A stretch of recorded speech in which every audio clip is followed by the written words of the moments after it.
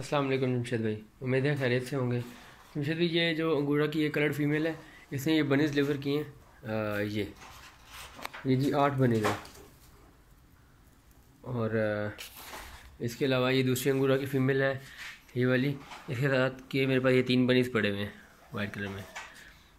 फिर अंगूरा ये जो ब्राउन वाली है, इसके पहले क्लास के बनीज़ हैं ये 6 बनीज़ पड़े हुए हैं मेरे पास। और इसके अलावा जो है ये कुछ बनीज़ पड़े हुए हैं मेरे पास, इसमें ये भी 6 बनीज़ हैं। बाकी एक न्यूजीलैंड वाइट के साथ ये बनीज़ पड़े हुए हैं, ये है 3 बनीज़, सॉरी 2 बनीज़ है ये। और उसके अलावा कुछ है कि ये छोटा सेटअप है न्यूजीलैंड वाइट का और कैलिफोर्नियन चेकर्ड अंगूरा का।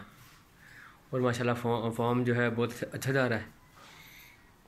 अभी ज़रा गंद है, सफाई करने वाली है। बहुत शुक्रिया।